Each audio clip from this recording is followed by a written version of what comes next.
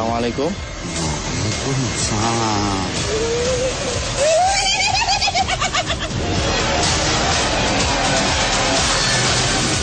Pakin.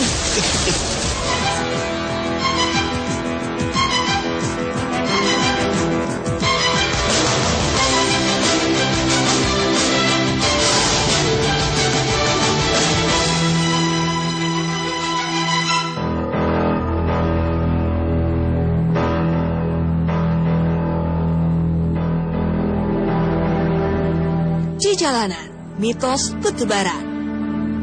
Ini pula yang terjadi di kawasan Tarahan, Ketibung, Lampung Selatan. Jalan menurun dengan jurang di pinggir jalan ini sudah banyak memakan korban. Mungkin karena keteledoran manusia semata atau hukum alam. Namun mitos sudah menyebar tentang beberapa makhluk pengganggu yang sering terlihat para pengguna jalan. Apalagi ada sebuah makam di kampung di bawah jalanan. Dua makam ini yang menjadi kambing hitam. Bersama Hakim Bawazir, kami mencoba menelusuri jejak kebenaran di lokasi ini. Konon ada kaitan antara makam ini dengan kecelakaan yang terjadi di daerah Tarahan atau di Jalan Tarahan ya. Sekarang sudah ada Bapak Abu Bakar selaku juru kunci yang ada di sini. Pak Abu Bakar, bisa ceritakan sejarah dari makam ini? Daerah ini daerah Lebak Budi.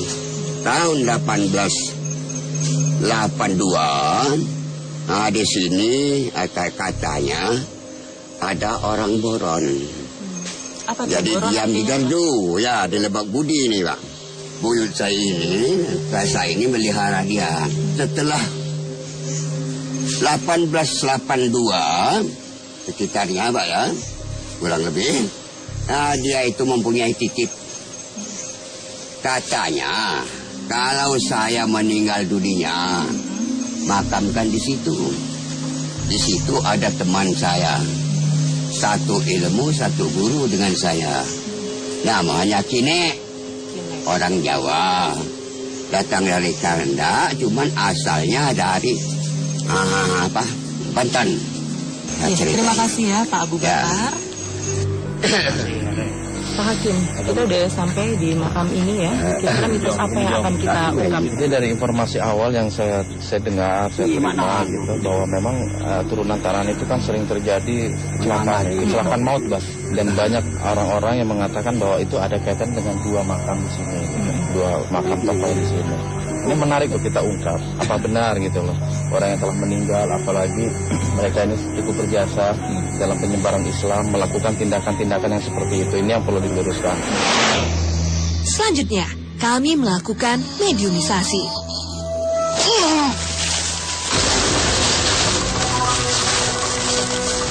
Sesosok makhluk mulai merasuk ke tubuh ini.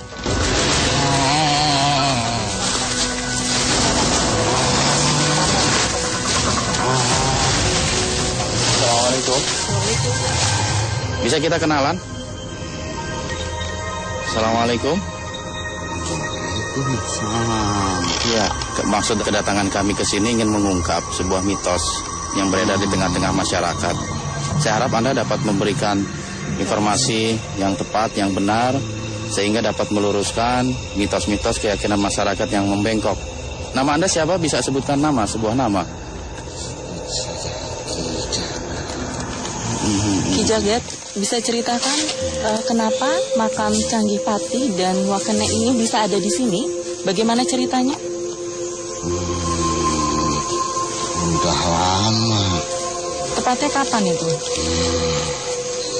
Sudah sekitar 150 tahun yang lalu.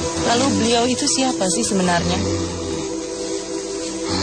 Apa Anda salah satu makhluk yang pernah ikut bersama mereka ketika mereka masih hidup? Iya. Memang beliau sebagai apa dulunya? Sebagai sesepuh kampung ini. Ada yang bilang mereka berdua mensiarkan agama Islam di sini. Apa benar? Betul. Terus ada satu yang apa namanya? Yang agak asing di telinga saya gitu, dengan sebutan Wakenek. Bukan. Bukan. Lalu apa? Sebutannya apa? Siapa sebenarnya Wakenek itu? Itu Ki Graba. Beliau itu siapa? Dia sebagai penerus Sipati. Terus kenapa orang menyebut dia sebagai Wakenek gitu, terkenal dengan sebutan Wakenek? Itu manusia saja yang menyebutnya. Dari mana beliau? Jawa. Masih tanah Sumatera ini. Lalu apa benar di sini pernah terjadi seperti tsunami? Itu gunung yang meletus. Gunung Gunung meletus. mana itu? Tahu. Gunung Krakatau. Jadi makam itu sudah ada sebelum gunung itu meletus, ya? Iya. Terus kemudian apa betul bahwa kecelakaan yang terjadi di turunan Tarahan itu akibat adanya dua makam yang berada di sini? Bukan. Itu bukan perbuatan kami. Lalu kenapa kecelakaan sering terjadi di turunan itu? Itu ulah-ulah mereka. Itu bukan perbuatan kami. Ulah mereka siapa yang Anda maksud mereka itu? Masih saudara-saudara kami juga, tapi mereka ingkar. Gangguan jenis apa yang mereka lakukan sampai terjadi kecelakaan ini? Tidak tahu sampai ke situ. Kami tidak tahu, nggak mau tahu perbuatan mereka. Tapi Anda tidak mencegahnya. Kami tidak mau menolong teman kami yang sesat. Jadi mereka itu emang sesat ya? Ya, Sering mengganggu manusia. betul. Anda kenal dengan Nyai Geni? Itulah mereka yang suka bikin ulah. Ulah di? Di turunan Tarahan itu? Itu dia pemimpin. Tapi Anda tidak mengganggu masyarakat yang hidup di lingkungan sini? Tidak ya? Tugas kami hanya menjaga makam. Kenapa perlu dijaga makam ini perlu dijaga? Karena makamnya orang baik-baik. Oh, orang baik-baik. Makam di sini juga suka dijadikan tempat ziarah, tempat orang meminta. Itu orang-orang yang syirik. Orang yang syirik. Orang yang musyrik. Apa yang biasa mereka minta di makam itu? Mereka minta kekayaan. Mereka minta jodoh. Minta apa? Jodoh? Jodoh? Dan segala macamnya yang berurusan dengan duniawi. Tetapi dikabulkan? Kami tidak mau menolong orang yang sesat. Kira-kira ada pesan yang ingin disampaikan? Bagi manusia yang sudah mengenal Tuhan, janganlah menyembah keramat atau apa, karena itu sesungguhnya musyrik bagi kalian. Ini kutukan Allah. Ya, karena kami juga kenal dengan Sang Pencipta. Baiklah. Cukup. Cukup, ya udah cukup. Kamu pulang. Tak lama, makhluk meninggalkan raga ini.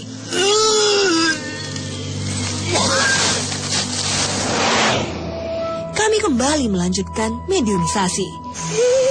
Apakah yang terjadi setelah ini? Tetap di Dua Dunia.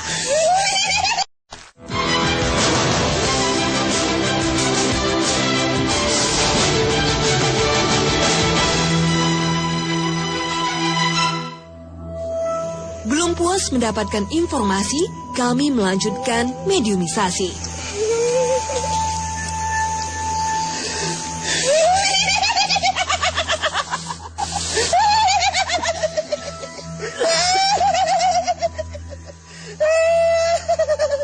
Siapa nama Anda?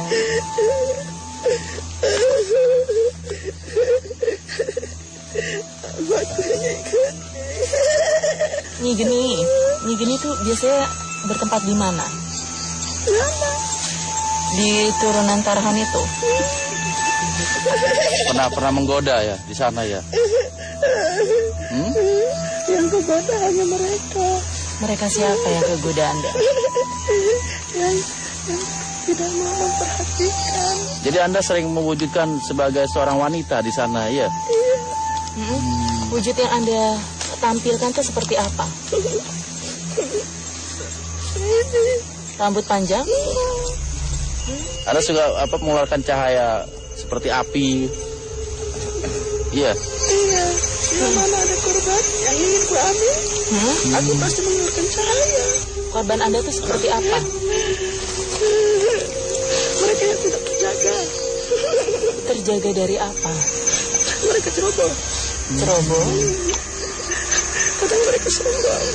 Mereka sombong tuh seperti apa sih sombongnya? Kadang-kadang mereka mengatakan kata-kata sumber. Korban Anda seperti apa? Pokoknya mereka yang tidak terjaga.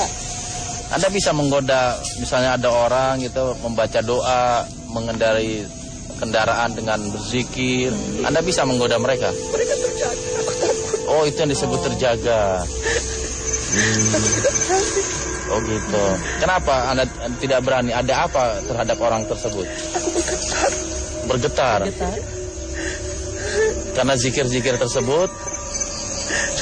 Sehingga apinya padam. Oh gitu. Anda juga pernah gitu menggoda orang, salah orang gitu. Ternyata dia sedang berzikir. Ada juga seperti itu. Apa yang terjadi? Aku seperti Anda merasa senang gitu kalau ada yang kecelakaan, ada yang meninggal di sana. sudah pun nyata. Mereka yang sudah enggak. Kembang seperti apa yang Anda maksud? Nyawa manusia? Ya? Merupakan kepala. Kepala. Pernah juga nggak ada sebangsa kalian, sebangsa Anda itu yang coba memberikan nasihat bahwa perbuatan-perbuatan tersebut itu dilarang oleh agama? Ada. Tak lama, mediator ini malah berubah gaya. Siapa Anda? Mungkin ada makhluk lain yang menguasai dirinya. Ini gini. Anda ini siapa?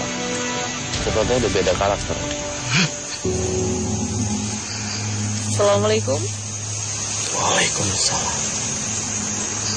Siapa Anda? Putri Kemuning. Apa hubungannya Anda dengan Jalan Tarahan itu? Jelas ada.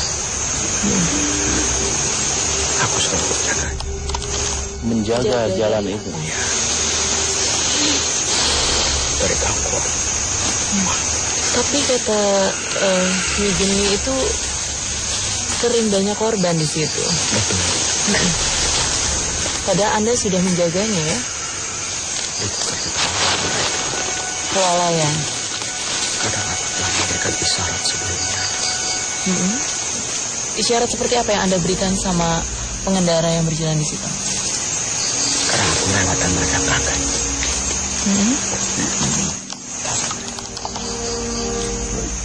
Wujud Anda yang Anda tampilkan kepada mereka itu seperti apa? Kadang aku berupa harimau.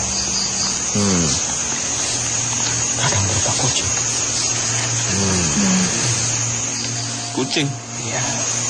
Warnanya apa tuh? Hitam. Lalu Dan hubungan suka Anda menggoda.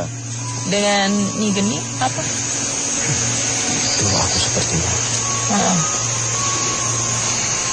Tapi aku telah diislamkan. Oleh siapa?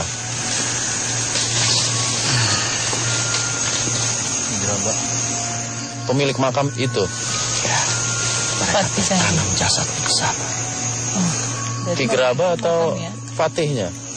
Mereka berdua adalah guru yang mengislamkan, mengajarkan dua kalimat sholat. Terus adanya Anda di turunan itu emang perintah mereka atau memang inisiatif Anda sendiri? Inisiatif. Inisiatif sendiri. Jadi betul bahwa sering terjadinya kecelakaan itu bukan karena adanya dua makam yang terletak di tempat ini. Tidak. Mereka hati-hati. Dan mewaspadai. Insya Allah. Selamat dari bala. Mungkin yang utama itu doa ya. Selalu membaca doa, zikir, tidak melamun, tidak kosong, dan tidak ngantuk. Iya. Sehingga bangsa kalian tidak bisa mengganggu orang-orang yang lewat atau melintas di tempat tersebut. Anda bersimpatik dengan Wakene tadi, Ki Grabah itu? Mereka tidak hanya mendapat tapi mereka juga membagi ilmu kanuragan. Ilmu kanuragan. Sehingga mereka bisa membuatku dan menyerangku. Sebangsa Anda juga banyak yang akhirnya bersimpati dengan Ki Grabah tersebut sehingga masuk Islam. Banyak yang masuk Islam. Apa yang Anda tertarik tentang Islam itu sebenarnya apa sih yang membuat Anda tertarik?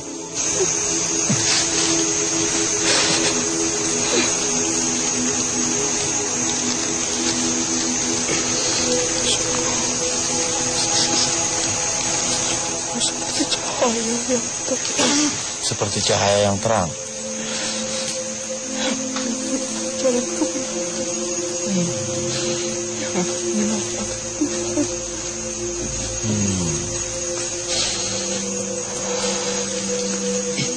Anda merasa tentram, damai dalam pelukan Islam. Bismillah.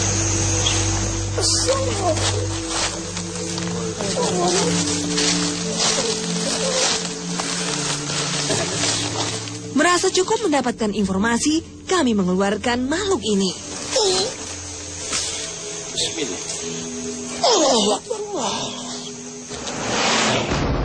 Di kegelapan, kami merasakan adanya energi benda gaib di tempat ini. Apakah kami bisa menangkapnya? Jangan kemana-mana, tetap di Dua Dunia.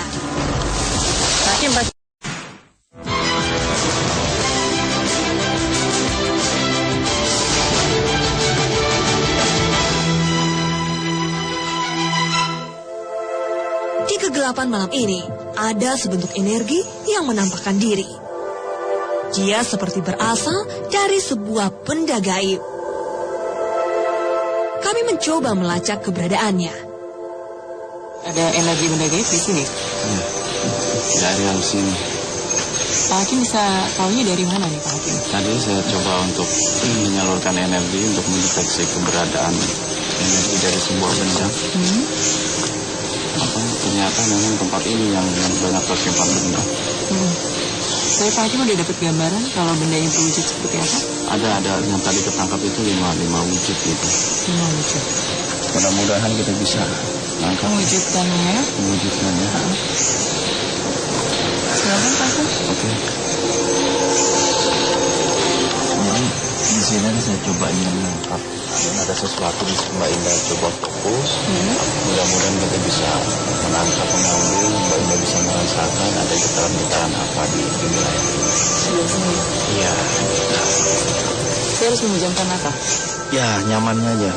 Jadi kalau memejamkan mata itu lebih membantu fokus kita.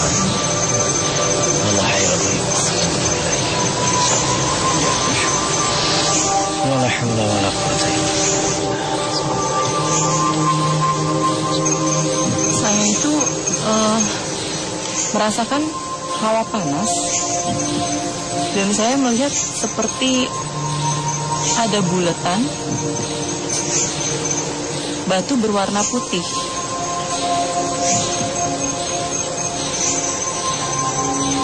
Semakin saya mencoba mendalami, semakin lebih terasa panas.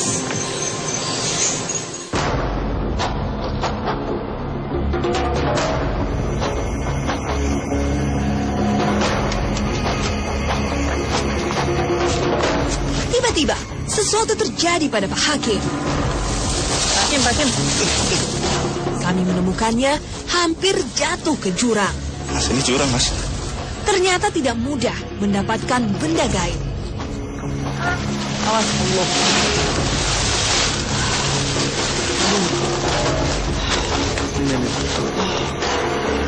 Boleh dipegang batunya? Dan inilah bentuk benda tersebut. Kenapa tadi menarik ini hingga Pak Hakim seolah-olah tertarik ke arah jurang itu? Tadi saya coba niat saya dan memang yang saya niatkan itu beberapa kali saya melihat beberapa perwujudan di dalam gitu. Iya. Dan memang ada getaran dari awal itu yang nyuruh saya ke sana gitu, tapi saya nggak mau gitu. Di depan saya memang ada cahaya warna-warni, saya tangkap, saya jatuh gitu. Saya nggak tahu kok badan saya miring gitu. Nggak taunya jurang di situ ya. Kira-kira batu ini ada fungsinya gak? Iya.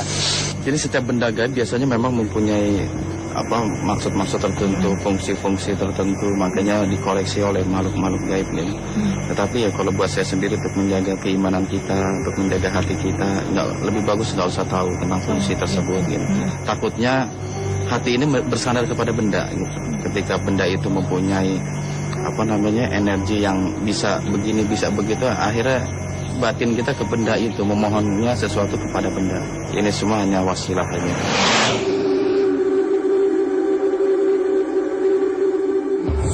Pak Hakim, hikmah apa yang bisa kita petik dari liputan kita malam ini?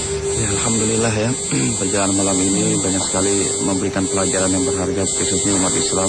Yang pertama bahwa ya, alhamdulillah ternyata memang adanya kecelakaan, adanya tabrakan di jalan Tarahan itu bukan akibat dari adanya dua makam ini. Karena mereka insya Allah termasuk hamba Allah yang soleh, karena dalam kesaksian, dalam orang-orang yang pernah mendengar cerita tentang mereka termasuk orang yang menyebarkan agama. Dan ternyata memang ada juga campur tangan makhluk-makhluk gitu yang memberikan keraguan, yang memberikan hawa-hawa tertentu kepada pengendara mobil sehingga mereka hilang kendali, maka terjadilah kecelakaan. Cuman dari kita komunikasi dengan beberapa makhluk gaib, bahwa mereka memang nggak bisa menggoda orang yang berdoa. Orang yang senantiasa berzikir dalam perjalanan gitu. Makanya itu yang harus kita harus kita ingat betul-betul sebelum kita melakukan perjalanan. Jangan lupa berdoa kepada Allah. Dan di tempat-tempat yang memang memiliki tingkat rawan kecelakaan yang cukup tinggi, harus kita dalam keadaan fokus, harus kita dalam keadaan zikir kepada Allah. Mudah-mudahan ini bisa menjadi sebuah ibrah pelajaran bagi orang-orang yang melintasi wilayah Sumatera ini. Terima kasih Pak Hakim. Oke, sama-sama. Kali ini kami belajar, manusia rawan godaan. Hanya dengan mengingat Tuhan, godaan itu bakal hilang. Anda bisa menggoda, misalnya ada orang mengendarai kendaraan dengan berzikir. Mereka terjaga, aku takut. Oh, itu yang disebut terjaga.